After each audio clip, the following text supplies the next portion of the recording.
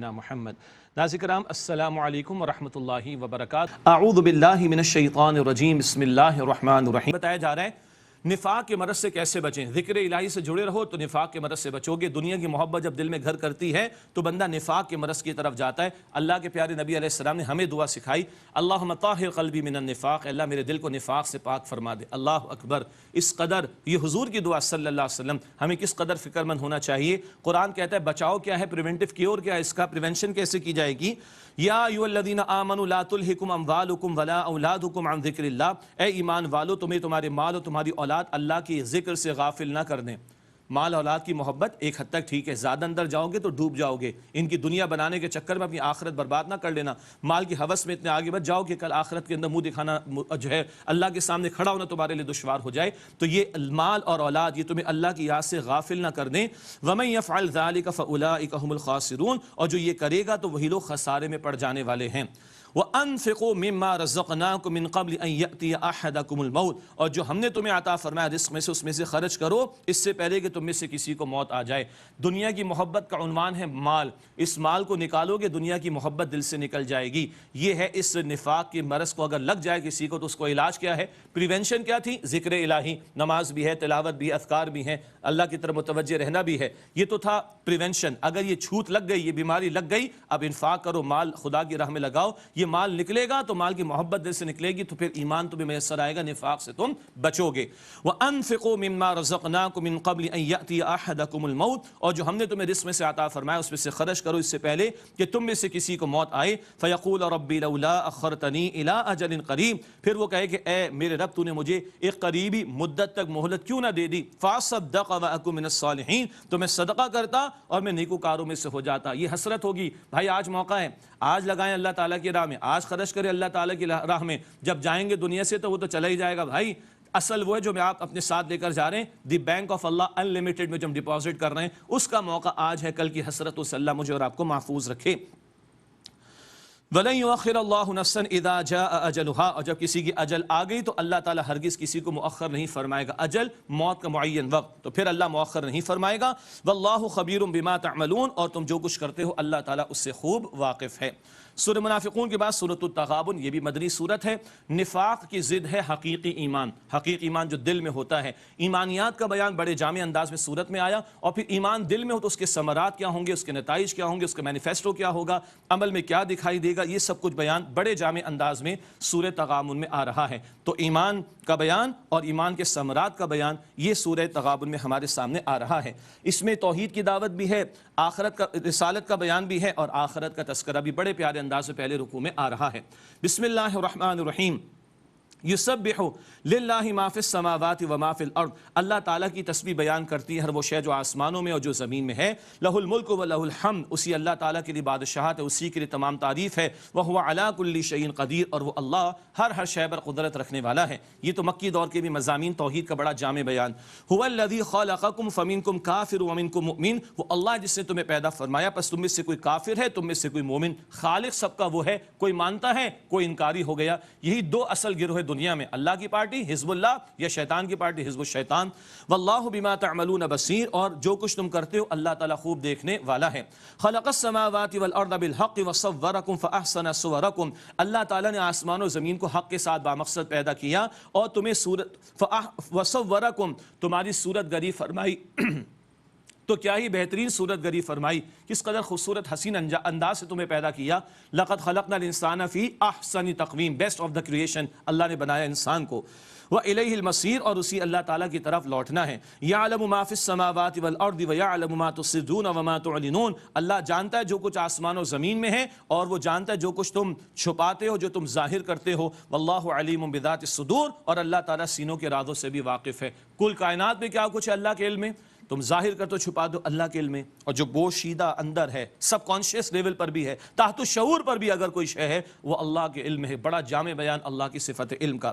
اب رسالت کے تعلق سے کلام ہے۔ الم یاتکم نبأ الذین کفروا من قبل، کیا تمہارے پاس ان لوگوں کی خبریں نہیں آئیں جنہوں نے اس سے پہلے کفر کیا۔ فذاقوا وبال امرہم ولہم عذاب علیم، تو ان لوگوں نے وبال چکھ لیا اپنے کام کا اور ان کے لیے دردناک عذاب ہے۔ سرکش قوموں پر دنیا میں بھی عذاب آیا اور بڑا عذاب آخرت میں۔ ذالک بانہ کانت تأتیہم جاءتہم رسلہم بالبینات، یہ اس لیے ہوا کہ ان کے پاس رسول واضح نشانیوں کے ساتھ آتے تھے. فقالوا ابشر یہدوننا، تو وہ کہتے تھے کیا ایک انسان ہمیں ہدایت دے گا. اللہ اکبر. فکفروا وتولوا واستغنى اللہ، تو ان لوگوں نے کفر کیا اور وہ پھر گئے، تو اللہ تعالیٰ نے بے نیازی فرمائی. ان کے کفر کا اللہ کو کوئی نقصان نہیں، اللہ نے بھی بے نیازی فرمائی. واللہ غنی حمید، اور اللہ تعالیٰ غنی ہے اور لائق تعریف ہے. قیامت کا بیان. زعم الذین کفروا ان لن یبعثوا، ان لوگوں نے دعویٰ کیا جنہوں نے کفر کیا کہ وہ ہرگز دوبارہ نہیں اٹھائے جائیں گے. قل، آپ فرمائیے اے نبی علیہ السلام، بلا وربی، کیوں نہیں، اور میرے رب کی قسم، لتبعثن ثم لتنبؤن بما عملتم، تم ضرور دوبارہ اٹھائے جاؤ گے اور ضرور تمہیں بتایا جائے گا جو تم نے عمل کیا. وذالک علی اللہ یسیر، اور یہ بات اللہ تعالیٰ پر بہت آسان ہے دوبارہ کھڑا کرنا. کل کے اب اللہ تعالیٰ دعوت ایمان دے رہا ہے. فآمنوا باللہ ورسولہ والنور الذی انزلنا، بس تم اللہ تعالیٰ اور اس کے رسول علیہ السلام پر ایمان لاؤ اور اس نور یعنی قرآن پر جو ہم نے نازل کیا. واللہ بما تعملون خبیر، اور تم جو کچھ کرتے ہو اللہ تعالیٰ اس سے خوب واقف ہے. یوم یجمعکم لیوم الجمع ذالک یوم التغابن، جس دن اللہ تمہیں جمع فرمائے گا یعنی قیامت کے دن، وہ ہار جیت کا دن ہوگا. اصل وہ جیتا جو وہاں جیتا، اصل وہ ہارا جو وہاں ہار گیا. اب نتائج کا بیان ہے. ومن یؤمن باللہ ویعمل صالحا یکفر عنہ سیئاتہ ویدخلہ جنات تجری من تحتہا الانہار، اور جو ایمان لایا اللہ پر اور اس نے عمل کیا نیک، اللہ تعالیٰ اس سے برائیوں اس کی مٹا دے گا اور اسے باغات میں داخل کرے گا. تجری من تحتہا الانہار، جن کے نیچے نہریں جاری ہیں. خالدین فیہا ابدا، ان میں ہمیشہ ہمیشہ رہیں گے. ذالک الفوز العظیم، یہی عظیم کامیابی ہے، اللہ ہم سب کو عطا فرمائے. اس کے برعکس والذین کفروا وکذبوا بآیاتنا، اور جن لوگوں نے کفر کیا اور ہماری آیات کو جھٹلایا، اولئک اصحاب النار، یہ آگ والے ہیں. ہم فی خالدین فیہا، وہ اس میں ہمیشہ رہیں گے. وبئس المصیر، اور وہ لوٹنے کا بہت برا ٹھکانہ ہے. اللہم اجرنا من النار، اے اللہ ہم سب کو آگ کے عذاب سے محفوظ فرما. ما اصاب من مصیبت الا باذن اللہ، کوئی مصیبت نہیں آتی مگر اللہ کے اذن سے. ومن یؤمن باللہ یہدی قلبہ، اور جو شخص اللہ پر ایمان رکھتا ہے اللہ اس کے دل کو ہدایت عطا فرما دیتا ہے. واللہ بکل شیء علیم، اور اللہ ہر بات کا علم رکھنے والا ہے. بندہ مومن اللہ پر ایمان رکھتا ہے، جو وارد ہو رہا ہے اللہ کے حکم سے تو آنے والی مشکل پر وہ صبر کرتا ہے، اجر پائے گا. جب ارادہ کر لے صبر کرنے کا تو اللہ بھی اطمینان اور ہدایت عطا فرماتا ہے. تو ایمان کا حاصل تسلیم و رضا، رب کی رضا پر راضی رہنا. اگلا بیان وَأَطِيعُوا اللَّهَ وَأَطِيعُوا الرَّسُولَ، اور تم اطاعت کرو اللہ تعالیٰ کی اور رسول صلی اللہ علیہ وسلم کی. فَإِن تَوَلَّيْتُمْ فَإِنَّمَا عَلَىٰ رَسُولِنَا الْبَلَاغُ الْمُبِينُ، پھر اگر تم پھر جاؤ گے تو بے شک ہمارے رسول علیہ السلام کے ذمے تو صاف صاف پیغام پہنچا دینا، یہی ان کی ذمہ داری ہے. دوسرا نتیجہ کیا ایمان کا؟ صاحب ایمان ہوگا تو اس کی زندگی کا رخ کیسا ہوگا؟ وہ اس کے اعمال اللہ تعالیٰ اور اس کے رسول علیہ السلام کی اطاعت کے سانچے میں ڈھلے ہوں گے. چلتا پھرتا وہ اللہ کا بندہ اور نبی پاک علیہ السلام کا نمائندہ نظر آئے گا. تیسرا بیان اللہ لا الہ الا ہو. اچھا، پچھلی آیت میں یہ ذکر بھی ہے تم نہ مانو تو پیغمبر کا کام منوانا نہیں ہے، ان کا کام واضح طور پر پیغام کو پہنچا دینا ہے. اللہ لا الہ الا ہو، اللہ اس کے سوا کوئی معبود نہیں. وعلی اللہ فلیتوکل المؤمنون، ایمان والوں کو چاہیے کہ اللہ ہی پر بھروسہ رکھیں، اللہ ہی پر توکل کریں. ایمان کا تقاضا کیا ہے؟ اللہ ہی سے سب کچھ ہونے کا یقین، اللہ ہی پر ایمان، اللہ ہی کا خوف، اللہ ہی سے امیدیں، اللہ ہی کو نفع نقصان کا اختیار رکھنے والا ماننا. گھر کے حوالے سے مؤمن کا طرز عمل کیا ہوگا؟ یا ایھا الذین آمنوا ان من ازواجکم واولادکم عدوا لکم فاحذروہم، اے ایمان والو بے شک تمہاری بیویوں اور اولاد میں سے کچھ تمہارے دشمن ہیں، بس ان سے تم چوکندے رہنا. سب نہیں، کچھ. کیا مطلب؟ گھر والوں کی جائز ناجائز ہر بات کو پورا کرنے میں انسان اللہ تعالیٰ کے احکامات کو پامال کرنا شروع کر دیتا ہے. گھر والوں کی کبھی دنیا بنانے کے چکر میں بندہ آخرت سے جو ہے وہ غافل ہو جاتا ہے. یہ معاملہ نہ ہو جائے، اپنے گھر والوں کی طرف سے چوکندے رہنا. لیکن یہ بھی ہے کہ گھر میں لٹھ مار والا معاملہ نہ ہو جائے، تھانے دار والا معاملہ نہ ہو جائے، بلکہ نرم اور رویہ اور توازن کا رویہ اختیار کرنے کی تلقین. وَإِن تَعْفُوا وَتَصْفَحُوا وَتَغْفِرُوا، اور اگر تم معاف کر دو، درگزر کرو اور بخش دو، فَإِنَّ اللَّهَ غَفُورٌ رَحِيمٌ، تو بے شک اللہ تعالیٰ بہت بخشنے والا، رحم فرمانے والا ہے. چوکنے تو رہنا، لیکن بڑا سخت لفظ آیا تھا کہ ان میں سے کچھ دشمن ہیں. اللہ نے کیسے بیلنس فرمایا؟ اللہ کے کلام کا توازن. معاف کر دو، درگزر کر دو اور بخش دو، تو بے شک اللہ تعالیٰ بھی بہت بخشنے والا، نہایت رحم فرمانے والا ہے. یہ نرم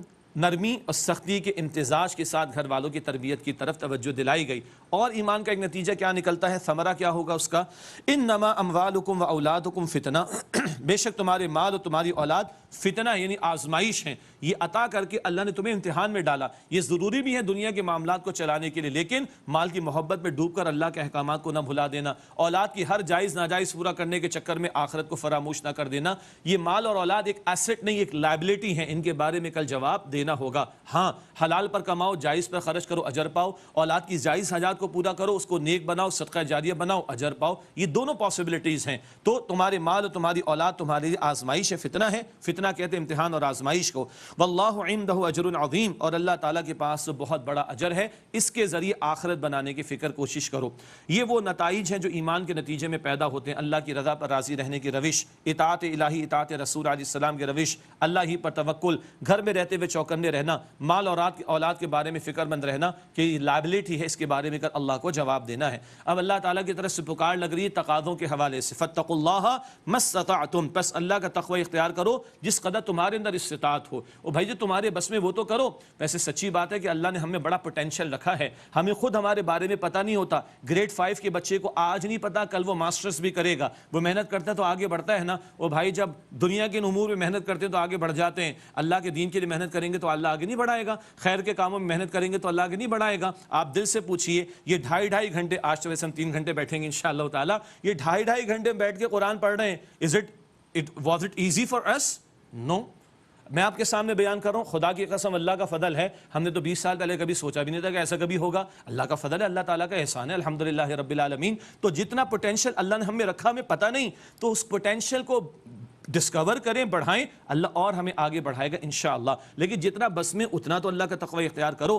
واسمعوا واطیعوا, اور سنو اور اطاعت کرو. اللہ اور اس کے رسول کی پکار پر لبیک کہو اور عمل کرو. اور کوئی اجتماعیت ہو, اجتماعی زندگی ہو, تمہارے کوئی ذمہ دار ہو, امیر ہو, ان کی بات سنو اور ان کی اطاعت کرو. یہ ڈسپلن ہمارا دین ہمیں سکھاتا ہے. وانفقوا خیرا لانفسکم, اور خرچ کرو یہ تمہارے حق میں بہتر ہے. خرچ کس بات کو کس چیز کو کریں, مال کو تو کرنا ہی ہے. سورہ حدید آیت نمبر 7 میں پڑھا, جس شے پر اختیار دیا خرچ کرو, وہ جان ہے, مال ہے, صلاحیت ہے, قوت بازو ہے, لکھنے کی صلاحیت, بولنے کی صلاحیت, تعلقات, PR, اولاد, وسائل, جو کچھ بھی ہے اللہ کی راہ میں اس کو کھپاؤ.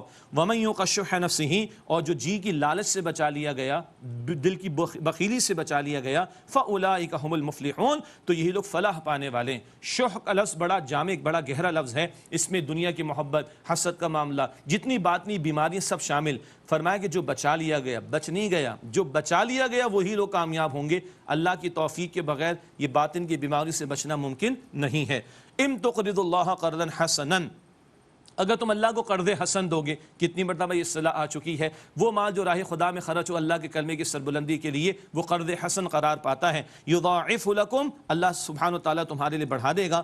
ویغفر لکم, اور تمہیں بخش دے گا. واللہ شکور حلیم, اور اللہ بہت قدردانی فرمانے والا, بردبار ہے, تحمل والا ہے, حلم والا ہے. کیا مطلب, اللہ ہر نافرمانی پر نہیں پکڑتا. تھوڑا عمل بھی کرو اللہ قبول فرماتا ہے, سبحان اللہ, تھوڑا عمل بھی کرو قبول فرماتا ہے. اور قدر کی راتیں, بس آج تو 28 شب ہے, کل 29 شب میں محنت بھی کرنی انشاءاللہ تعالیٰ. ایک رات محنت تھوڑی سی کر لو, 1000 مہینوں سے بھی زیادہ افضل اجر پاؤ گے. اللہ اکبر, بڑا اللہ قدردان ہے اور حلم والا ہے. عالم الغیب والشہادہ, وہ غیب و ظاہر کا جاننے والا ہے. العزیز الحکیم, غالب ہے, حکمت والا ہے.